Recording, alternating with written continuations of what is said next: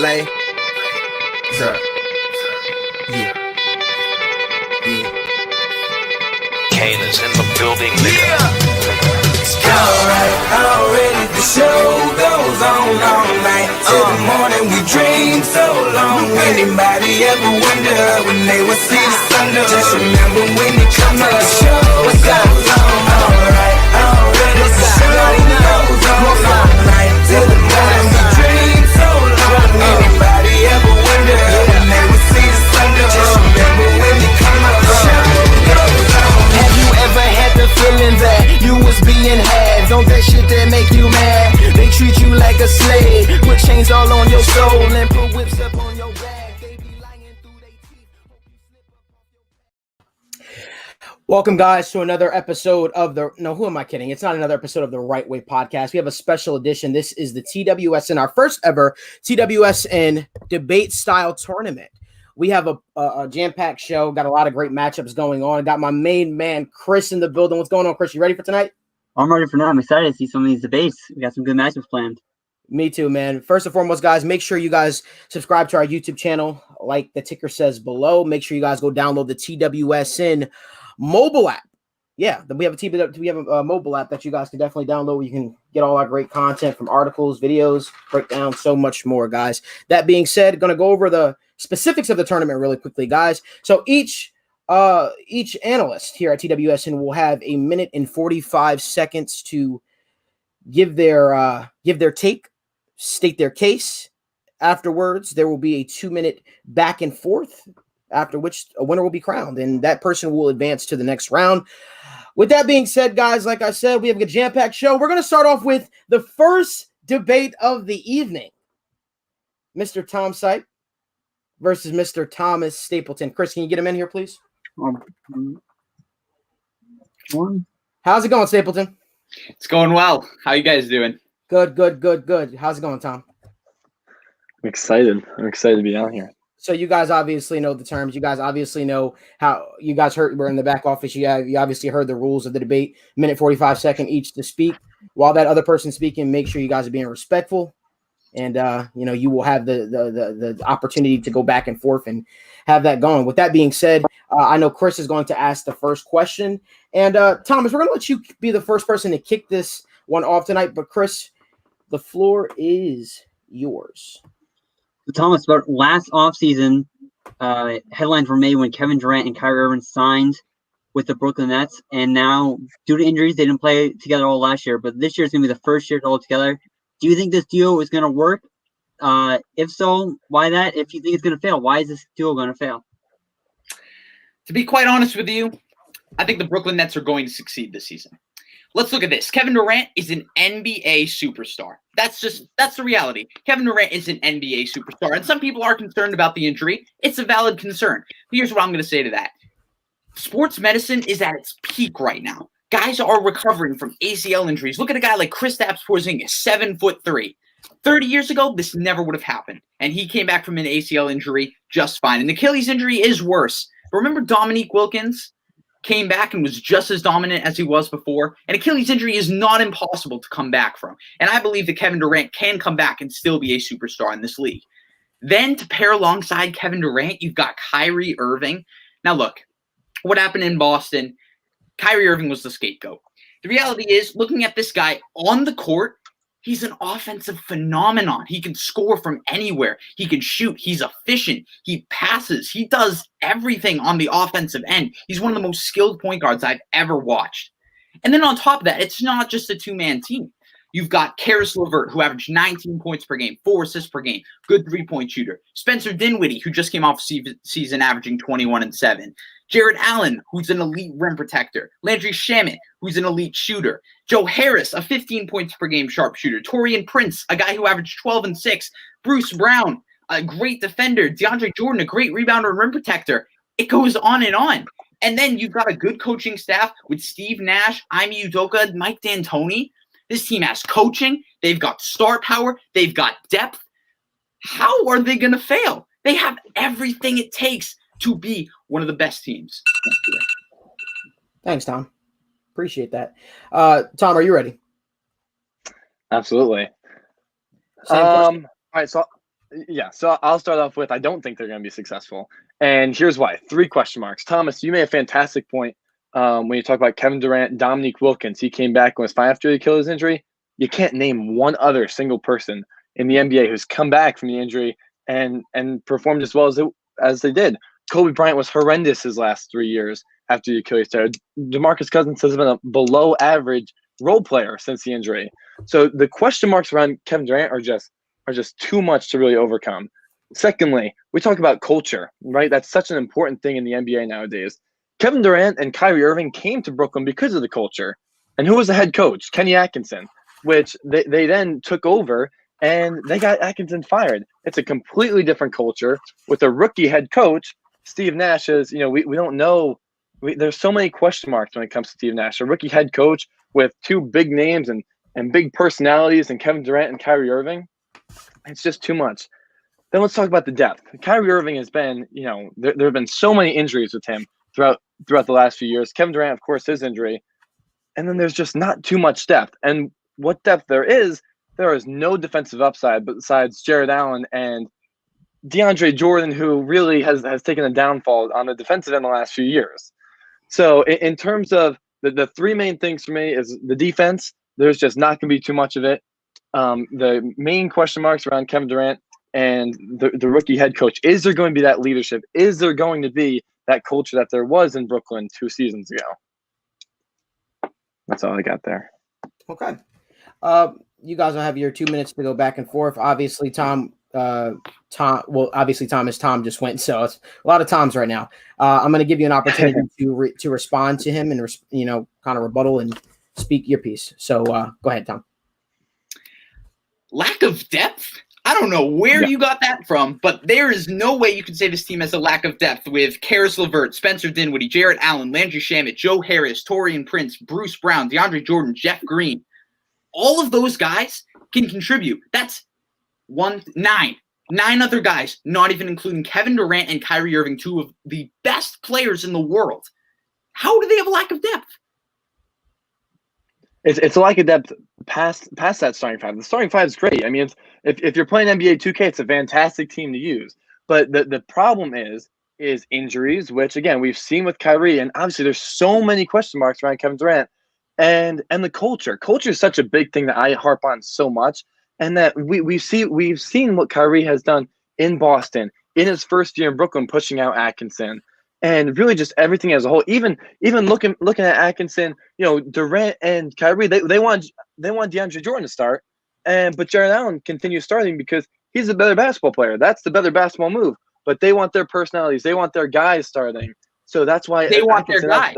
They want their guys. You said the culture was set by the coaches. They wanted Steve Nash. Right. They wanted Mike D'Antoni. They wanted these guys that are going to set the culture.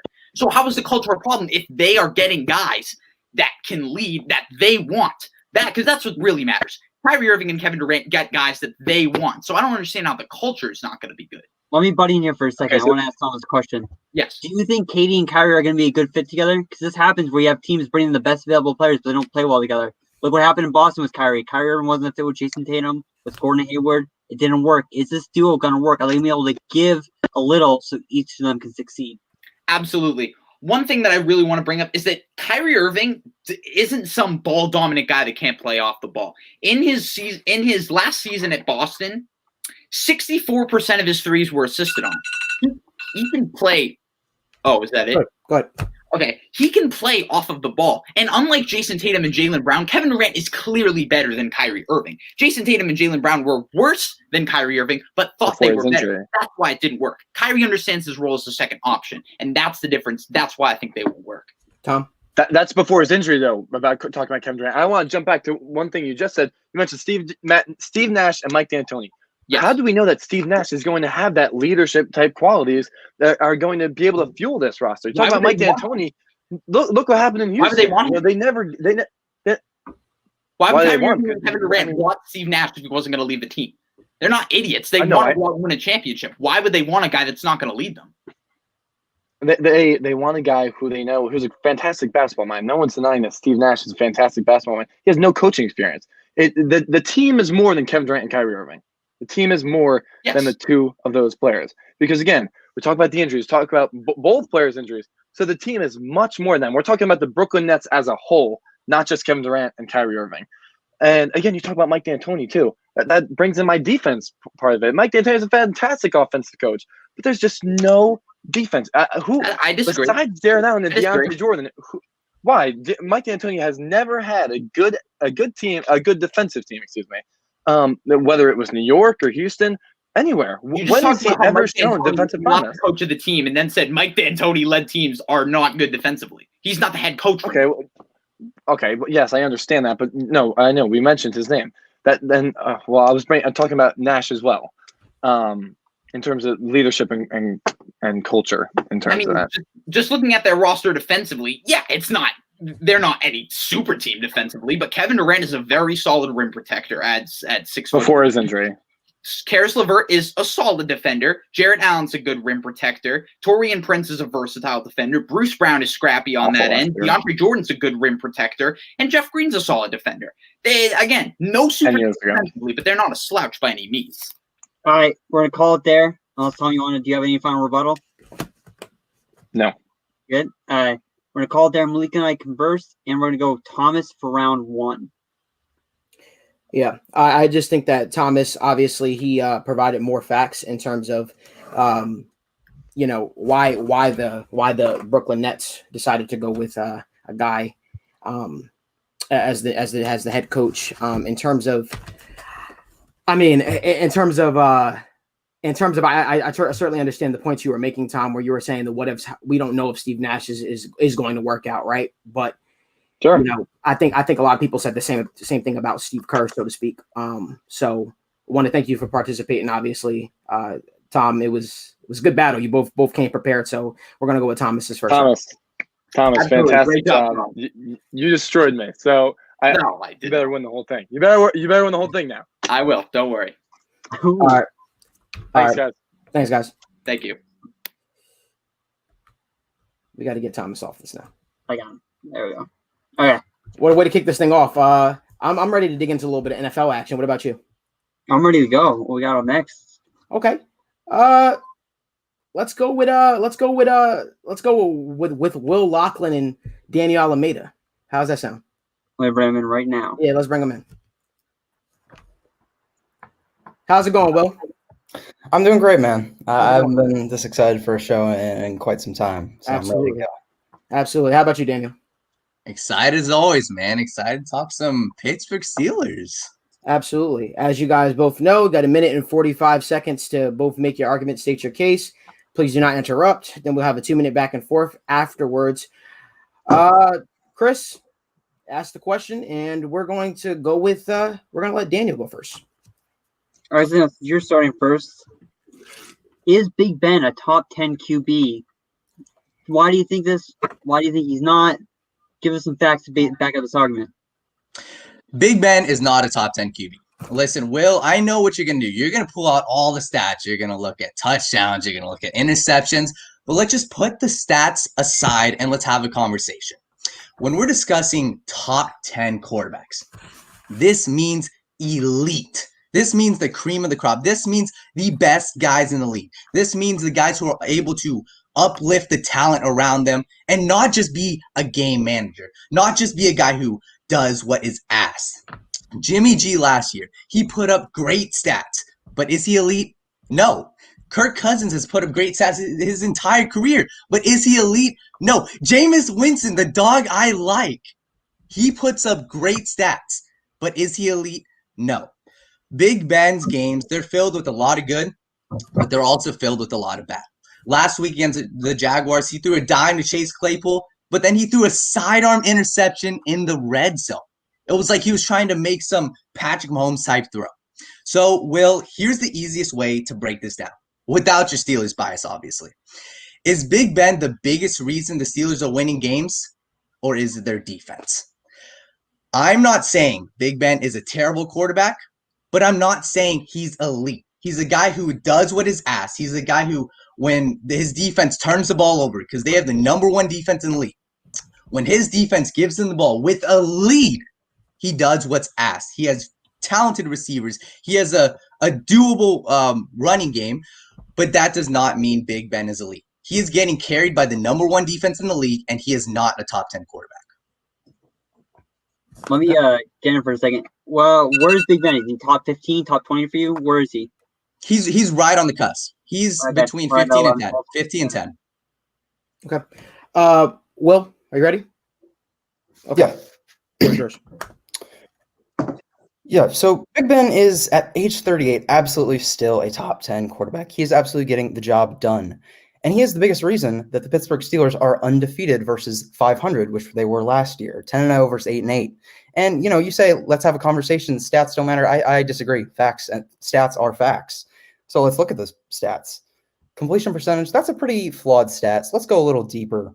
On-target passes. Big Ben is number 1 in the NFL with 297 on-target passes compared to all the other quarterbacks in the entire NFL. And he's 9th and when it comes to just percentage-wise. So he has the volume, he has the percentage with 78.6 on-target passes. 24 touchdowns, 5 interceptions. 24 touchdowns, that's top 5 in the league. 5 interceptions, that's tied for 4th fewest in the league with quarterbacks that are over 300 pass attempts. And quarterback rating, he's 10th in the entire league. So all top 10. So, those are, good stats. But I think what matters most here is the consistency factor with Big Ben. Big Ben has been the leader of the most consistent team in the NFL. Steelers may not be the best team in the NFL, but they are the most consistent. That's why they're 10-0. He's had 9 games with multiple touchdown passes, 7 games without a pick, and 7 games with a quarterback rating of over 100. These stats absolutely matter. And if that wasn't enough, look, I mentioned before his impact on winning football games, undefeated with him, 8-8 last year without Big Ben. But let's dive a little bit deeper than just the overall record. Pittsburgh Steelers last year in 2019 with Mason Rudolph and Duck Hodges as their quarterback they were 4-5 in close games that were within 1 possession going into the 4th quarter. This year, the Pittsburgh Steelers are 6-0. You play to win the game, as your guy Herm Edwards said, and Big Ben is winning all of his football games. Okay. Going to give you guys an opportunity to go back and forth here for a minute. Daniel, rebuttal. Will, you threw out all these stats. You always throw out these stats. And listen, there's cool completion percentage. You wanted to go away from that because obviously he's not top 10 in the league in completion percentage. What I have an issue with is you said he's the biggest reason they're winning games. He is not. He's the biggest reason why they're 5 over better He's than 5 not the biggest reason. What is okay? So if you give them the biggest factor, but they were 500 last year with the same their defense. It's actually the defense. A little bit worse. Their defense they're undefeated with Ben Roethlisberger. Their defense is what is carrying them. Last year with Duck Hodges, he's a terrible quarterback. And what were they? They were almost a playoff team. The Steelers were almost a playoff team, right? And they're terrible. They're 10-0 without him. You say they're carrying them. The Steelers' offense, they are a pass-first offense, right? I know this, you know this. They're a pass-first offense. They can't run the ball very well. They're 21st in terms of rushing. All right, but the Steelers, they average 29.8 points per game. That's 4th in the NFL, and 3.6 touchdowns, 3rd in the NFL. Let's 2.5. Like I said, let's put the stats aside. And let's actually talk about this offense. Last year, between a 500 team and an undefeated team. Yes, he's helped them. Obviously, with him on the team, they're not a 500 team. I'm not saying that. He's actually outperformed my expectations for him. Yes, he did. I had them as barely a playoff team, and they're 10-0. Yes, you had them scrapping in the playoffs, and you had major concerns about Ben Roethlisberger coming off that elbow surgery. Yes. And he proved me wrong a little bit. Yes, but that does not mean he's elite. Last year, the 49ers, I'll go back to this. I consider top 5, top 6 elite. That's just me. Okay, we have our difference on that. I'm not going to convince you of that. But okay, let's talk about this. Give you the quarterbacks that he is better than. I'll give you. No. Quarterbacks that he's better than. He's better than Mahomes. He's better than Josh Allen. He's better than, Watson. These are the quarterbacks that are better than Big Ben. My bad. Okay. Mahomes, Josh Allen, Watson, a healthy Dak Prescott, Russell Wilson, Kyler Murray, Rodgers, and maybe Derek Carr. He is better right now this season than Tom Brady. Your guy, Tom Brady. Okay. Yeah. That's fair, but I have 6 other quarterbacks that are better than him. Please name those quarterbacks. Who do you think is better than Big Ben? Who do I think? All right, I will list 13, and if these 13, you can even say 12, you can say 11. He is not top 10. So the first 6 that we named, we had Mahomes, Wilson, Rodgers, Allen, Murray, Watson. Those are undisputable. Sure. I'm willing to take Derek Carr this year. I'm willing to take Justin Herbert this year. Joe Burrow before his injury. I'm willing to take Matt Ryan, Matthew Stafford, Ryan Tannehill, and then Lamar Jackson. Let me look. Matthew Stafford, the same guy that got blown at, or they got shut out by the Lions. Does he have a number one defense? Does he have a competent head coach? Touchdown Listen, to interception ratio. Can I just finish? I just want to finish this. Let me just finish with this. Last year, those guys. Last year, the 49ers made the Super Bowl. Yes, they did. Jimmy Garoppolo fit perfectly in their system. Jimmy Garoppolo was a game manager. He did what was asked. But is he a top 10 quarterback? Was he a top 10 quarterback last year? With all the they had the number one offense last year, the 49ers. Statistically, he's elite by your measure. Because you say top 10 is elite, and statistically, he is elite. So the only question that I have here, Daniel, you had made a point. You said Big Ben doesn't uplift the talent around him, but one can argue the exact opposite. Deontay Johnson, I believe the numbers right here. Deontay Johnson put up last year. Having a career year. Yeah, he's having a career year under Big Ben. He had 680 yards last year. He's a second-year receiver. But what I'm saying is he's uplifting the talent around him. He's making a lot of the mistakes that Deontay Johnson made last year when he did have Mason Rudolph and Duck Hodges throwing him. You're not seeing the same mistakes, and if you are seeing the same mistakes, you're seeing Big Ben put in a position to be successul. So I'm just trying to understand where you said he doesn't uplift the talent around him. What do you mean by that? Will, I want to respond. You want me to respond? Yeah. What I mean by that is, listen, like if you actually watch the games, Deontay Johnson, he's a great receiver. I literally scouted him today. I watched his film. But a lot of it's the dink and dunk. It's like it's the quick slants. So I guess we want to get down to the nuts and bolts of it, right? You look at it. Yeah. This Pittsburgh Steelers, they added Chase Claypool to their offense this year, right?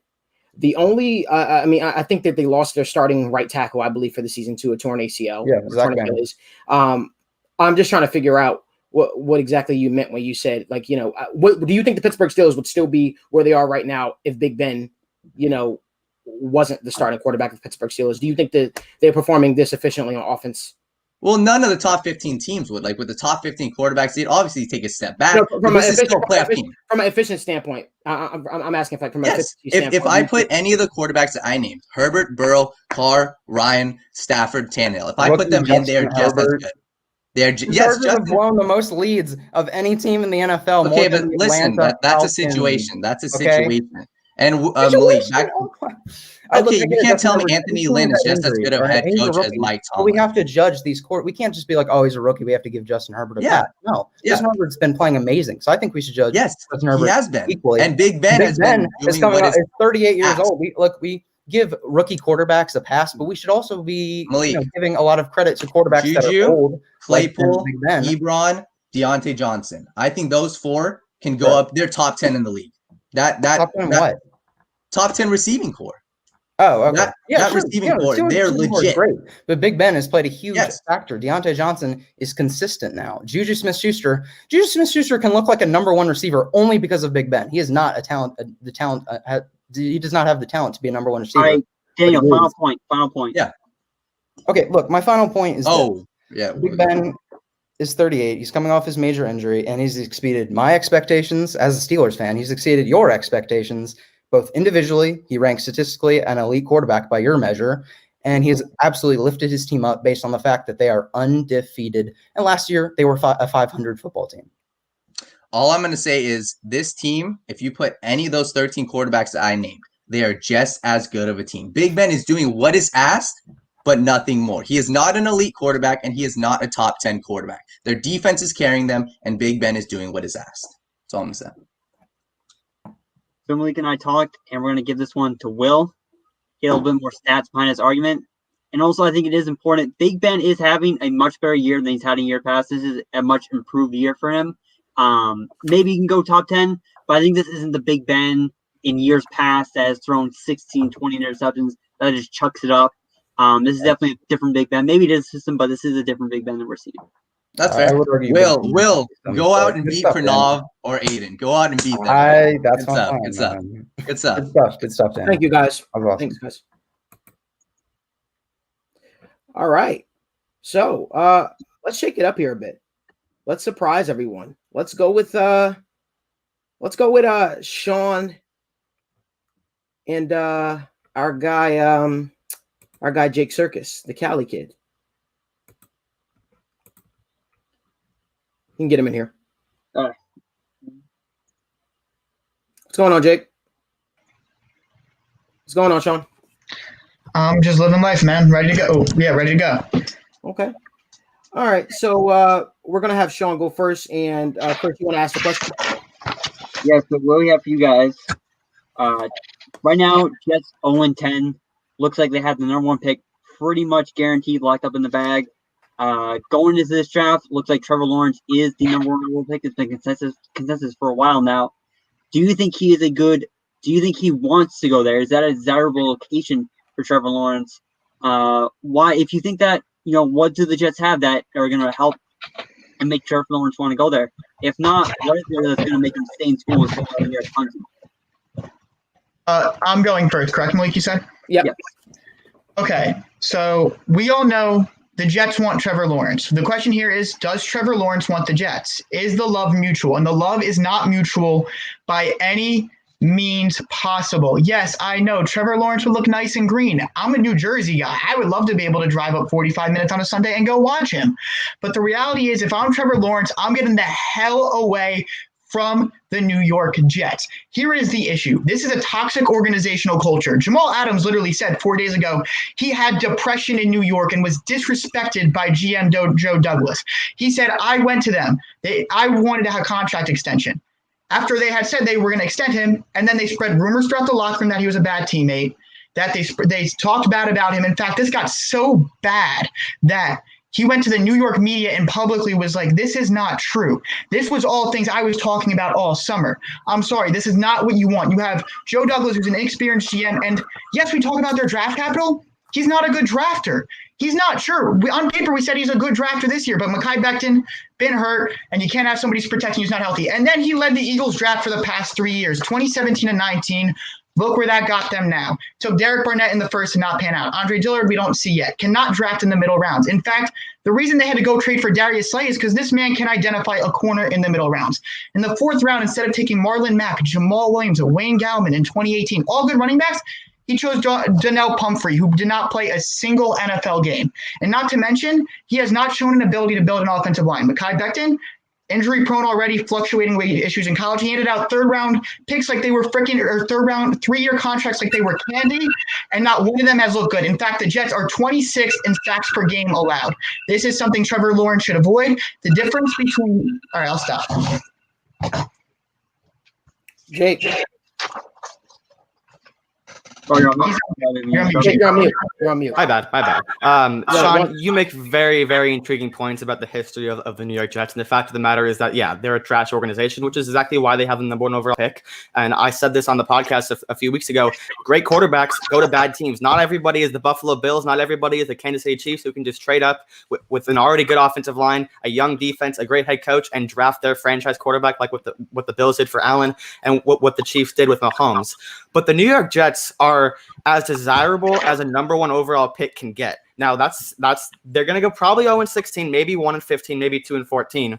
But I'm looking at the Miami Dolphins from last year, who had sold their entire team, that they sold away Minka Fitzpatrick. They sold away Laramie Tunsil, sent them to Houston, and they got all these 1st round picks, and they did not hit on them, in my opinion. Tua obviously is great. And then they got Austin Jackson, who I think is super, super raw. And then they got Noah Iggy from Auburn, both of which are not playing particularly well, but they're still winning. Why? Because of their head coach. Now, if you think Trevor Lawrence, first of all, if you think Trevor Lawrence should stay in school or pull a John Elway or pull an Eli Manning, that will never happen ever again, because players have no leverage like they do in the NBA. It's not how it works in the NFL in 2020. And you said that the Jets don't have, or they didn't have a good draft class last year. I think they had the best draft class in the entire league. Mekhi Becton, my man, I had him as O-tackle number 1. I don't care about his weight issues. He is a thick boy, highest graded offensive lineman in terms of PFF. I don't care about his foot. His foot was fine in Louisville. He's one of the best pass protectors in all of the ACC and college football last year. He is the franchise left tackle. Go look at the Bengals last year. They had their franchise left tackle in Joe Burrow. Similar situation here. They have young players on the defense. They hung on to Quinnen Williams. I love their safety, Ashton Davis. I love the addition of Cameron Clark. And you said corner middle rounds. Bryce Hall had his best game ever last Sunday, corner from Virginia. So great draft capital, and they have more picks, and they're going to add more.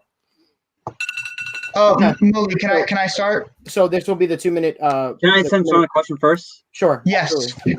If the Jets clear house, get rid of Joe Douglas, get rid of Adam Gase after their season, does that make it more desirable? Well, it depends on who they bring in. That's not a question I can answer right now. What I do know is what they have right now. And the ownership has said that they like Joe Douglas. And Joe Douglas has said about Adam Gase, we're in this together. I'm going through and I'm fixing everything I can. He has said he likes Adam Gase. That is not a guy you go to. Jake points to Mahomes, Allen. Let's look at their head coaches. What this is replicating right now is the Hugh Jackson situation where they go 0-16 and they keep him around. That's where we're going towards. And how great is Baker Mayfield? He sucks. He gets carried. And then I go back once again to Joe Douglas, who I think is a fraud. I mean, go to his 3 years as the Eagles head of personnel where he led the draft. And look at where the Eagles are right now. He got there. They were a contender Super Bowl champion. Now they're competing for the NFC East at 3-7-1 because they are lucky. He could not draft an offensive tackle. He cannot. Mekhi Becton is good. I'm talking about for the Eagles. He cannot replenish the offensive line, and this is the trend they're going down. Not to mention the offensive tackle he did draft. While I admit Jake is very talented, cannot stay on the field. Has missed 2 games and has not finished 4 other games. So I don't care how I don't get how Trevor Lawrence could be protected if that franchise guy, which has the potential to be, is not on the field. And you also mentioned Bryce Hall, best game ever. He's only played like 2 or 3 games, so that's irrelevant. Well, you're talking about upside here. In 2019, for a team that spent money in free agency in 2018 to go into 2019, the Jets were supposed to be good last year. They weren't, but that's beside the fact. You're looking at upside guys. Mekhi Becton had the most upside out of any tackle in the draft, and picking him at 9 or 10, I think they got him at 9. Picking him at 9, that's super high upside. Ashton Davis in the 2nd or 3rd round. He's supposed to be one of the best special teams players in the entire league year 1. He's also, injured. But again, high upside guys. These guys are producing. And you mentioned the fact in Cleveland. I don't think the situation is at all like it was in Cleveland. Yes, Hugh Jackson did go 0-16 How is it dissimilar? In year 2 in Cleveland. Adam Gase is not the future of this team. If you think he's going to be there for year 3, then why would he say that? Then why would he make one of the strongest signs of support I've ever seen? Douglas actually admitted it was partly his fault. He said, this was partly on me, and he says, I'm going through and thinking of everything I can do to try to help Adam. Not the organization, Adam Gase. You're in week 6 or 7. What other GMs say when their coaches are on their way out? They weren't saying this about Dan Quinn. Okay, the Jets were never going to fire Adam Gase this year. I could have told you that in week 1. They're going to give him the 2nd year, but Cleveland made the mistake of bringing back Hugh for year number 3, and they paid dearly for it. And so I would the assume, Jets. Out of what I'm seeing, so will the Jets. Not to mention, you have a GM who can't draft. This is the guy who selected J.J. Arcega-Whiteside. This is the guy who selected J.J. Arcega-Whiteside. You're going back 3-4 years. Like, you don't go back 3-4 years. GMs I'm get going better. back last year. J.J. Arcega-Whiteside's in his 2nd year. He was drafted right in front of DK Metcalf. And I go back 3 or 4 years because I'm exposing a trend. It's not a trend. Ask any NFL draft analyst. They'll tell you that the Jets had one of the best drafts last year in 2019. I mean, they have their franchise left tackle. Been good. Denzel Mims has been average. In fact, he's one of the least efficient receivers in football. His catch percentage is 50%. That's a borderline atrocious. He's profiling to be a number 3 receiver. There's a reason that he was the 13th receiver selected in the draft. He's not had a game with more than 80 yards. He's played like 5 games too. I have not been overly impressed. Did you see Denzel Mims on Sunday? What? Have you seen Denzel Mims in the last 3 games? Denzel Mims is not a route runner. He's a burner. So he's a sideline guy. He had easily the top 3 body control out of any receiver last year. Denzel Mims is a superstar. And why don't judge rookies on an 0-16 team? Wait, you can't judge rookies on an 0-16 team. So final points uninterrupted, guys. Final point uninterrupted. Sean, go first. Can we try it? Look at what they have now. What do the Jets have now that would make Trevor Lawrence want to go there or not want to go there? What are the talent around there that would make this a desirable or not a desirable location? Here, I literally don't think they have anything that's desirable at all. Like, you have a left tackle that's good, but injury prone. And then let's look at the receivers. You have a number 1 receiver. Like I'm a Giants fan. I remember when Eli pulled that stunt, goes to the Giants. You had an 1,000-yard receiver in Amani Toomer. Joe Burrow had a great receiving core around him year 1, right? You have a great running back in Joe Mixon, like Eli had Tiki Barber. There's none of that. You don't have that once in a generation piece on the defensive side, like Eli Manning had Michael Strahan, and Trevor Lawrence is walking in the same situation with the media. There is nothing to love about this team right now. There's nothing to love about this situation besides the fact that they have draft capital from a GM who drafted 0 Pro Bowlers in 3 years of heading the Philadelphia Eagles draft. There's not anything to show based off potential. And like you said, you can't judge rookies off an 0-16 team, but those rookies aren't doing anything to help them win day one. Jake, once again, there is a reason why they're going to go 0-16. Like you said, they're a trash organization, but trash organizations can win. Go look at the Cleveland Cavaliers. LeBron James comes in and they win a title. Obviously, he comes back, but he instantly changed Cleveland. You can do the same thing in football. Trevor Lawrence was practically built in a lab, dude.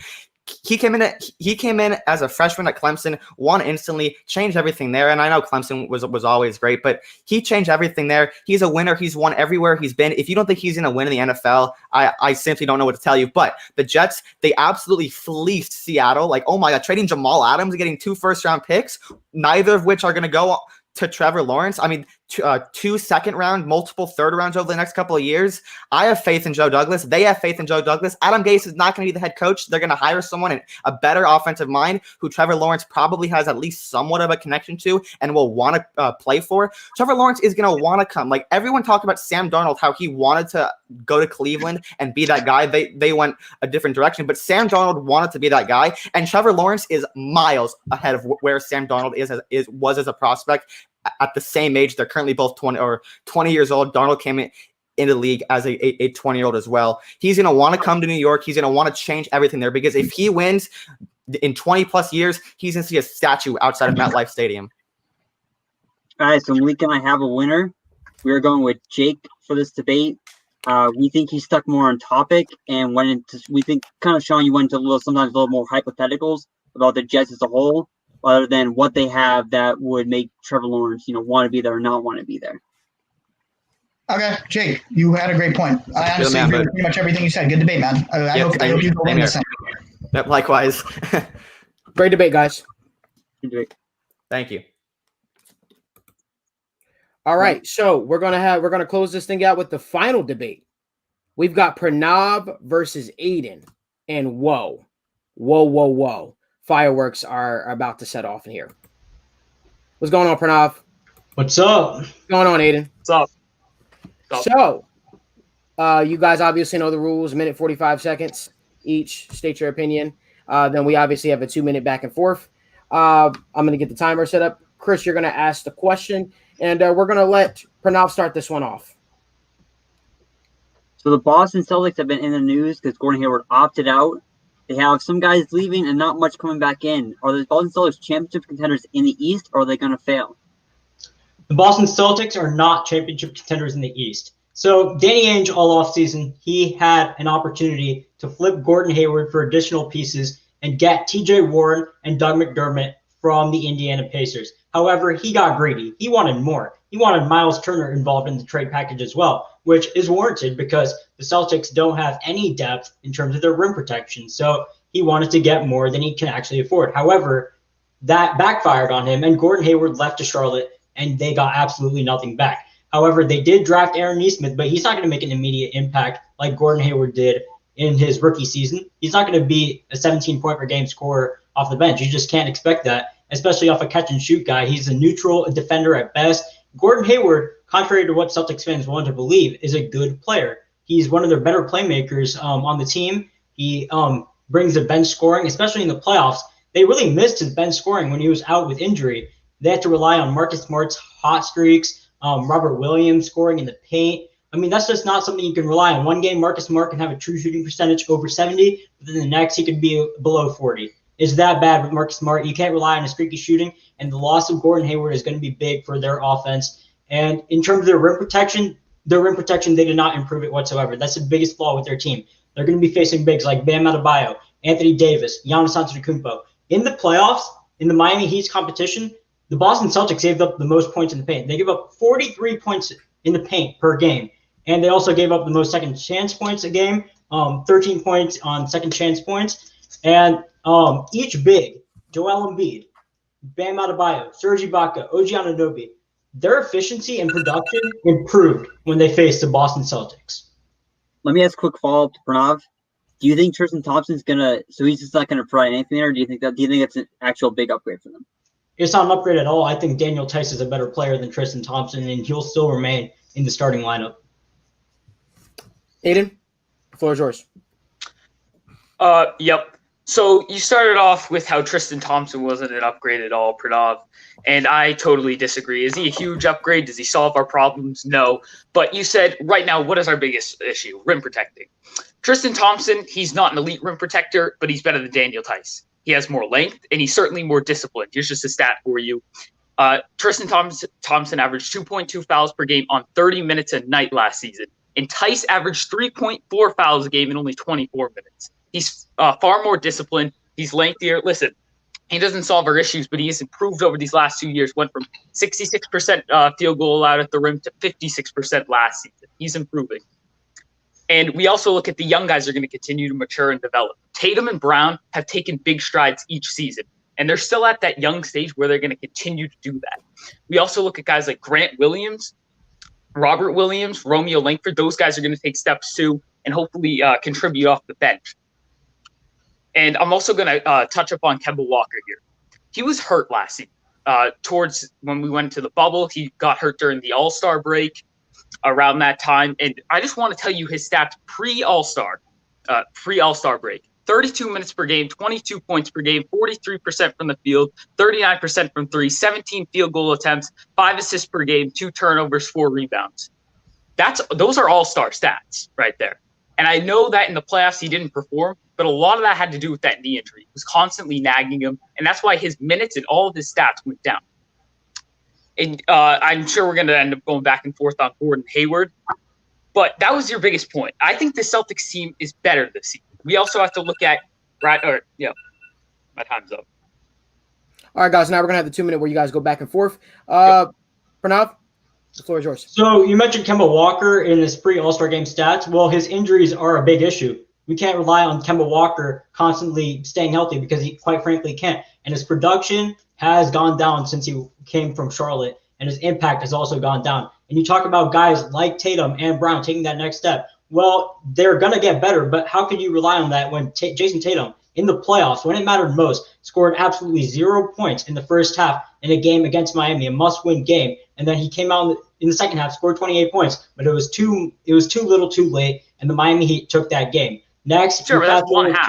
That's one half. But it was a must-win game. You rely on your best players in your must-win game, and Jason Tatum did not show up throughout the entirety of that game. Every quarter matters the same amount, and Jason Tatum did not show up throughout the course of that entire game. Now we get to Tristan Thompson. Tristan Thompson, I don't feel that he's a big upgrade over Daniel Tice, and here's why. Daniel Tice is actually not a bad post defender. He's a bad rim protector. I agree with that point. But in the post, Daniel Tice is actually you said that was our biggest issue. We need a rim protector. You said why did we pass up on Miles Turner? Because he's a great rim protector. He's not going to solve that issue because if you got someone like Miles Turner, he's not a liability offensively because he can stretch the floor. However, Tristan Thompson is a liability offensively because he cannot stretch the floor. So in terms of that, you're basically gambling on Tristan Thompson being an elite rim protector, which he's not an elite rim protector, while losing value offensively. You're going to lose value offensively when Tristan Thompson. We're going to go by a committee, first of all. That's what Brad Stevens' Celtics team has done. So whoever's the hot hand, whoever's the better matchup, that's what we're going to go with. Also, Gordon Hayward. That was like the big thing that you came out swinging. Gordon Hayward was certainly a big loss. But I just want to talk about this. In the past 4 years, we have made 3 Eastern Conference Finals. 4 years ago, we made it when he was in Utah. We made it that first season that he arrived and he got hurt. We made the Eastern Conference Finals. He was there for that whole playoff run, not last season, but the season before that. And we lost in the second round. And you had Kyrie Irving and Al Horford. Eastern Conference Finals. He was out for half the playoff run. Al Horford is a good rim protector. You have Kyrie Irving, who's one of the best point guards in the NBA. That's a completely different situation. You have Kyrie Irving last season, he did not do well. But in the previous season, you had Al Horford, who was the best player on that playoff team. Was Kyrie part of that playoff run? He was a big part in guarding Giannis Antetokounmpo. You cannot have someone guarding Giannis Antetokounmpo. You think Tristan Thompson is going to match up with Giannis Antetokounmpo on a night basis? You said we had Kyrie Irving, but here's the thing. Kyrie Irving 3 years ago, did we not take LeBron in those Cavs? That was 3 years ago. That was 3 years ago, and you had Al Horford. Okay, and Tatum and Brown not better now? That was their team. He was one of the better defensive bigs in the NBA, and that was one of the main reasons you even made it out of round one when you got past Giannis Antetokounmpo and the Bucks in 7 games. It was Al Horford and Semi Ojeleye who played a big part on that defensive end on Giannis Antetokounmpo. Now Semi's gone too. All right, the Semi's not gone. We re-signed him. But also Gordon Hayward. Again, we're gonna go back to this. We are 18-13 without Gordon Hayward in the past 3 postseasons, and we are 9-6 with Hayward. His points per game. Here's where we're gonna go to: is playoff production. 30 minutes per game. He's only giving you 10 points per game, 41% from the field, 33% from 3 on 9 shots per night, and he's 3 assists and 2 turnovers.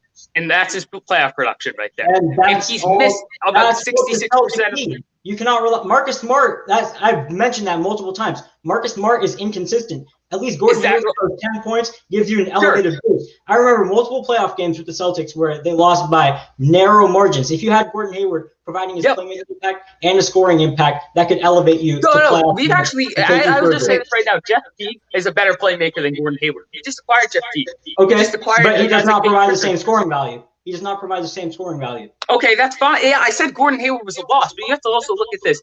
Him, Hayward, Tatum, and Brown. So when those 3 were on the court at the same time, that was a negative net rating. No, hold on. Let him finish.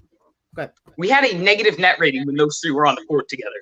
Hayward gave you negative production in the postseason. He had a 21% usage rate.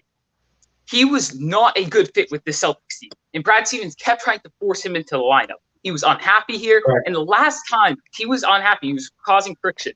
The last time, again, I know it was 3 years ago. I get that. But the last time the team was fully in the hands of Jaylen Brown and Jason Tatum, we didn't have a veteran like Gordon Hayward or Kyrie Irving or Al Horford that was upset. Because at the time, we did have Al Horford on that team, but he wasn't upset.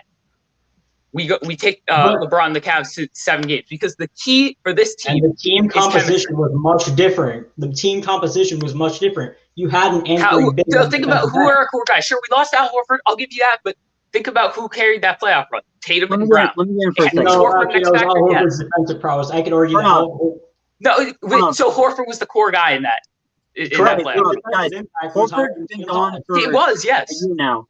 It was. Horford's been gone for a year now. Let's look at last year's team when they had Daniel Tice and Enes Kanter.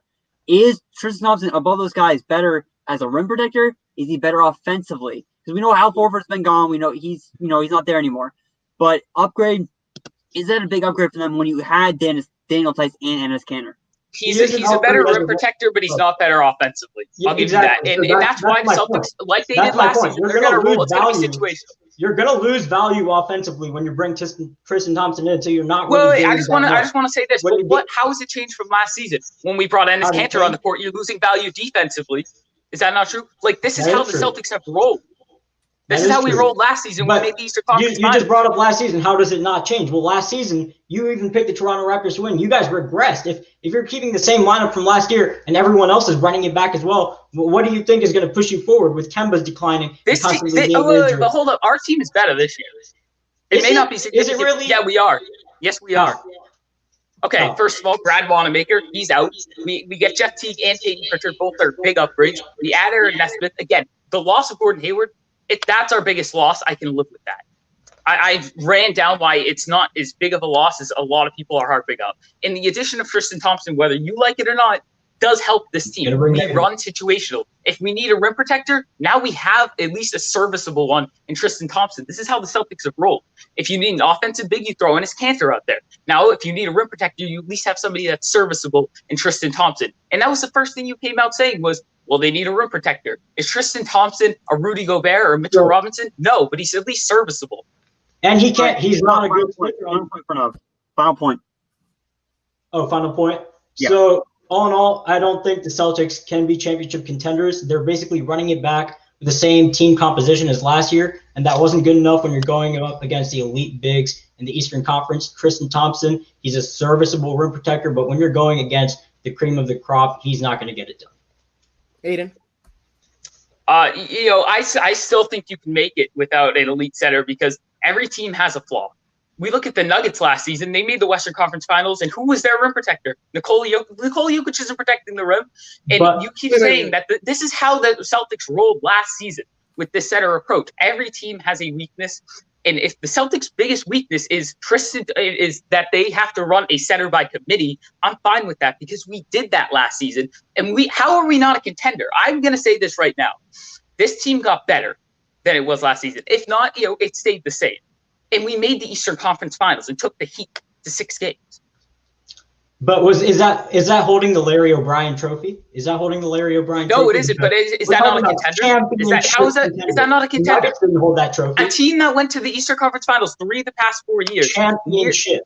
Championship. Yes, they made the okay. That's fine. That's fine. But they're right there. How's that not a contender? They have the components. They have the components that when you look at this team, they have the components to be a title contender. They've always had the same components. What's changed? I don't see much change. What's changed? Think of 2 years ago. 2 years ago, the landscape of this team was so much different just 2 years ago. And it was better 2 years ago. It was better. No, 2 years ago, the year that we got lost in 5 rounds in the second round. Oh, are you talking about 2018? Are you talking about 2018 or the year with LeBron? The year 2018 when we had Kyrie and Al Horford and it was just a disaster. Okay. But that was just 2 years ago now. But the landscape of this team has changed drastically. Al Horford is like Miles Turner, where he's not a negative on the offensive end, and he's a better defender than Tristan Thompson. No, I agree with you there. But you just said the landscape of this team. I said in the past 4 years we made 3 Eastern Conference Finals. You said this landscape of the team hasn't changed. I got it. You're competing for Eastern Conference championships. We're talking about championship level teams, and the Celtics are not holding that Larry O'Brien trophy. You brought up the Nuggets. The Nuggets did not hold up the Larry O'Brien trophy to compete with the teams like the Lakers. So they're not a contender. So what is a contender then? Is it just the Lakers? A contender is a team. A contender is a team that can. The Bucks haven't held up the Larry O'Brien trophy yet. So does that mean that can win it all? And the Celtics are not that. And you brought up multiple examples of the past, and they haven't done that. All right, guys. Chris. Wow. Yeah, Malik and I, you have to go with 8 here. I think you have to keep in mind. There's some echo. I don't know. Yeah, I'm not sure. I'll go through it. Keep in mind, championship contender. This is a weak Eastern Conference. It's very easy for an East team to make it to that championship game against whoever it might be. If it's going to be the Lakers again this year, and in my opinion, I think Malik would say the same. That can make you a championship contender just to get to that game where you can just win 4. I do think the Celtics make great points. To get better.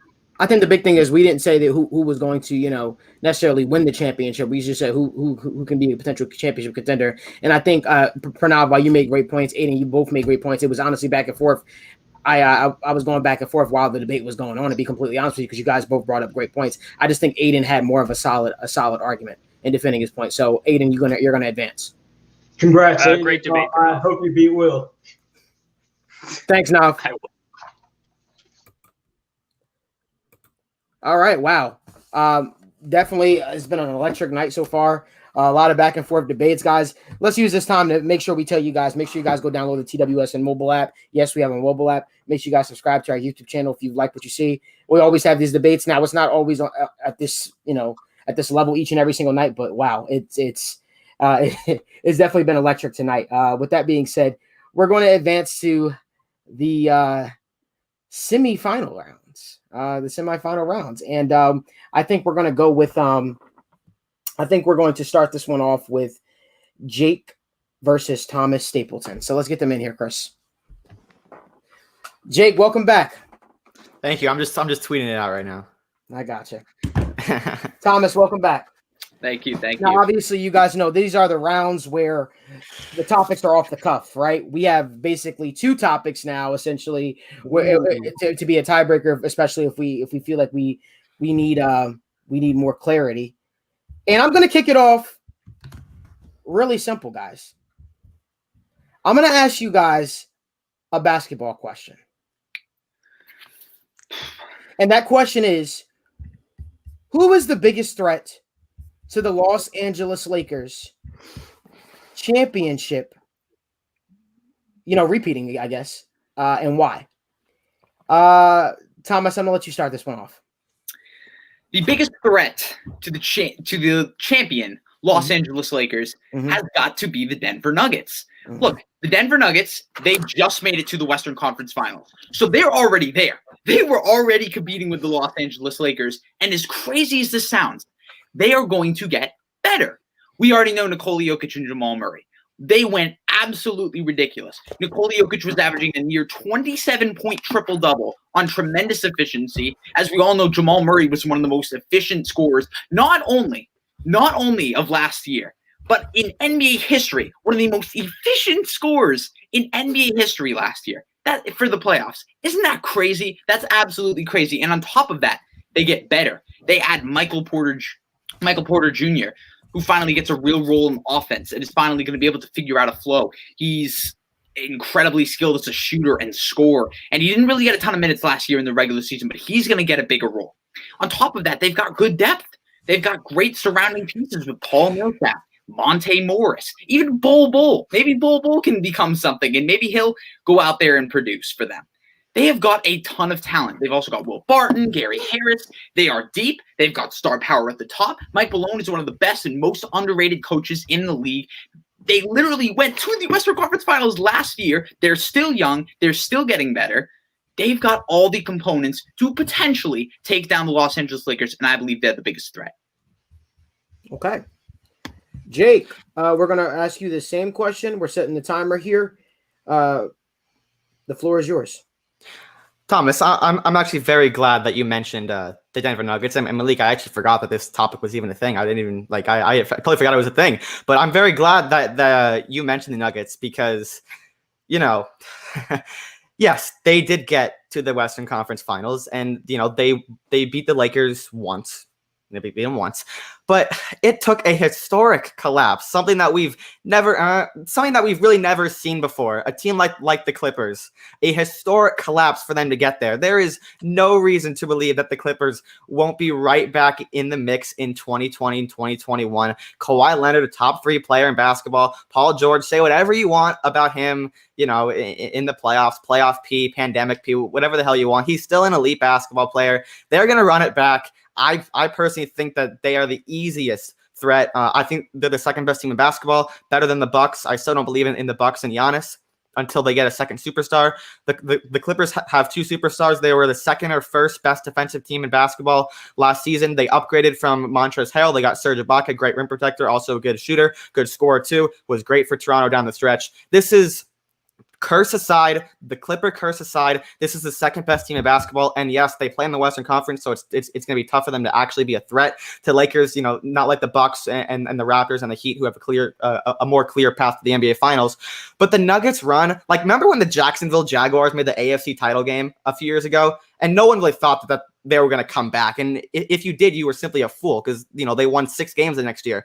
This Nuggets team, as young as they are, as hungry as they are, last year was the year where they finally broke out. And I think they're scary for the next 4 to 6 years. But I think in 2020, it was a more wish upon a star, magic in a bottle year. I'll take the veterans and the LA Clippers in 2020, 2021. And now it is time for the back and forth session between you guys. Thomas, go. Listen, you talk about the veterans that the Clippers have, right? Like Lou Williams. You know how good Lou Williams was in last year's playoffs? Well, let me tell you how good he was. He averaged 13 points per game on 42% from the field and 23% from 3. And we all know Lou Williams is a terrible defender. Paul George, I can't say whatever I want about playoff P because he was absolutely terrible. He averaged 20 points per game on a 54 true shooting percentage, and his defense wasn't up to par either. Patrick Beverley is an average point guard. He's really nothing special at this point in time. And who else on their roster do they have? Serge Ibaka, that's a good piece. I will give you that. He's probably I would say he's their 3rd best player. But who outside of that? Their top 2 players, Kawhi Leonard, who was great. He was absolutely great, but on the biggest stage, he absolutely choked and dropped, 14 points on 6 of 21 shooting. Paul George was terrible throughout the entire postseason, had 4 bad games in a row, and then, had 1 good game. Wow, he's such a star that you want in the playoffs. And then they've got Serge Ibaka. Yeah, good piece. I'll give you that. But then outside of that, average players and more average players. Look, I wouldn't say average, and maybe the Nuggets have more non-average players than the Clippers, but the Clippers have the 2 best players in the series. Jamal Murray is not a top 20 player in basketball. If it wasn't for him dropping 50 or 55 points against the Jazz, they would have gotten bounced in the first round. In terms of the playoffs, I don't care about Jamal Murray are better duo than Kawhi Leonard and Paul George. Thomas, I don't care what happens in a 1.5 week stretch in Orlando and during a pandemic with no fans. Jamal Murray has never averaged 20 points per game in this league. He's not an all-star. Jokic is fine. I love Jokic. He's a great player. But seriously, better than Kawhi Leonard and Paul George? Paul George has been in this league for 8 to 10 years. I mean, Paul George is a star. And yeah, look, he hasn't had the playoff success. But again, being the second best player on your team, Kawhi has what, 2 rings now? Yeah. Kawhi has 2 rings. He's performed in the playoffs. Again, if it wasn't for this Nuggets team, a magic in a bottle, 55-point performance in Game 5 against Utah, they would have gotten bounced. Jamal Murray the year before was actually pretty good in the playoffs. This isn't just a once in a one lifetime thing for Jamal Murray. In fact, in the 40-game stretch, there was a 40-game stretch, including the playoffs, where he was averaging 23 points per game. This was not just some, Jamal Murray getting lucky thing. This was consistent progress, and then he lifted his game in the playoffs. Nikola Jokic is better than Paul George. He is. That's just the truth. Well, you're comparing the best player to the second best player. And you said they have the 2 best. The Clippers have more depth. They're a better defensive team. And I didn't even mention this. I love what Ty Lue is bringing. Look, say what you want about Ty Lue and him being second fiddle to LeBron. Ty Lue won a championship, man. So it seems like Thomas, you're judging the Clippers based off of their playoff performance. Yes, right. It was a bubble year. There could be a bubble this year in the playoffs. Second of all, what does the bubble have anything to do with anything? There's no fans. There's no fans. You have a 25-year-old, a 24-year-old center from overseas, and a 24-year-old point guard who's never been an all-star and has never had crazy playoff success. He drops 50 points, saves the season, comebacks from 3-1 twice. Why can't he do that again? Why can't he do that again? Why not? He already did it once. Why can't he do it twice? The Clippers were favored in the playoffs. He didn't do it once. He didn't do it twice. He did it 3, if not 4, if not 5. He did it so many different times in the playoffs. He was so clutch. And you can't just say, it was a once-in-a-bottle thing, because this isn't one performance we're talking about. This is a huge stretch where he was one of the most efficient postseason scorers in NBA history. And that's just going to go away for no reason. And you say no fans, there's not going to be fans next year. I highly doubt there's going to be fans. Again, you don't know that. You can't say that. Do you think there's going to be fans next year? Well, first of all, no. Well, I personally have no idea. I have no idea, and I'm not playing that theoretical game. Sorry, Malik. This exact Clipper team that actually did get a little bit better. And I think they're going to be better coached. But this Clipper team was favored to beat the Lakers not for 7 months, not for 9 months, for like 13, 14 months. They were favored over the Lakers. And if not for one bad week in Orlando with no fans, they would have probably beaten the Lakers. There's probably would have beaten them. Beat the Lakers. They had to beat the Clippers first. They had to beat the Nuggets first, which they couldn't even do. They blew a 3-1 lead and choked multiple 30-point leads. And the Nuggets lost in 5 to the Lakers. How would the Clippers have all of a sudden beat the Nuggets and then beat the Lakers? Especially with Paul George underperforming, with Lou Williams underperforming. Granted, Montrezl Harrell is gone, but he was underperforming as well. Patrick Beverley being average. And the rest of the team just talking all this crap to do nothing, to lose in the second round, to absolutely choke. Look, I can't believe you're making me say good stuff about the Clippers, but once again, this team was the Vegas favorite for 14 months. And again, yes, I understand, the whole Clippers curse, but Kawhi Leonard, dude, I'm banking on Kawhi Leonard to go out and just be so angry. Pat he was Bev, good. I understand. Kawhi Leonard was very good through the first series against the Mavericks and the second series against the Clippers, except in the one game where he really needed to show up. So guys, so for our next topic, we are going to change up because obviously you guys know this is the second round, and we're going to make this a football topic now. I'm going to ask you guys a simple question. In your opinion, right now, you all were prepared for the questions coming in. Who is the best quarterback in college football and why? Jake, please go first. Who do I choose? I don't know. Maybe the guy that was built in a lab, 20 years ago? Just in this lab, the greatest football player, the greatest player to ever throw a football in the state of South Carolina. Give me Trevor Lawrence. He is the best quarterback prospect since Andrew Luck. I don't care that he's sitting on his ass right now, not playing football. I hope he gets better. And, Clemson is one of the best teams in the country. But this guy is an absolute superstar. He's going to go number 1 overall. Look, say what you want about Justin Fields, right? Justin Fields is spectacular. Justin Fields has now underperformed in his 2 biggest games as a college athlete.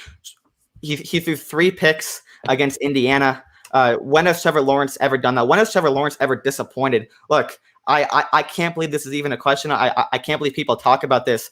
He has the size. He has the IQ. He has the arm strength. I mean, Andrew Luck had serious, arm strength concerns. Peyton Manning, Tom Brady had arm strength concerns. Well, not Tom Brady, but Peyton Manning had arm strength concerns.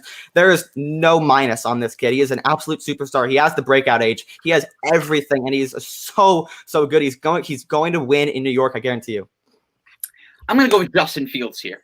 I'm going to go with the guy leading the Ohio State Buckeyes, who has thrown 13 touchdowns and 3 interceptions after coming off a year where he threw 41 touchdowns to just 3 interceptions. I think we can both agree that Justin Fields has massively improved from this year to last year. Last year, he was great, no doubt, and he's taken it to the next level. He's a dual threat quarterback. He's extremely athletic. He's got sneaky rushing production. He's accurate. He's got a cannon of an arm.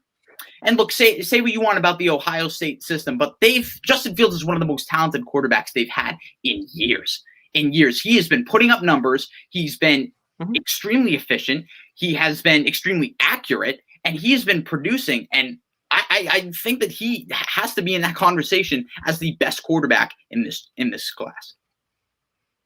Okay. Now this is the period where you guys go back and forth. Jake, I'm going to let you go first. Yeah, I mean, look, I'm not one to dwell on one individual game, but not only did Trevor Lawrence outplay Justin Fields on the biggest stage last January, but Justin Fields went into a game as a 21.5-point favorite about, 120 hours ago against Indiana, who were the 120th ranked defense in college football just 1 year ago. He threw 3 picks. He had probably 2 of the worst plays I've ever seen, from him. I've scouted Justin Fields. I saw his film last year. He didn't make any of those plays last year. Yes, he did get better 100% because he was supposed to. He better have gotten better. He was 19 years old last year. I would have liked to see him improve, which he did. But Trevor Lawrence is so much more polished. The one thing, ask any NFL draft analyst who is the one guy who has the potential to bust in the NFL. They'll all tell you Justin Fields. They will all tell you Justin Fields. No one will say Trevor Lawrence. The kid's floor is the clouds.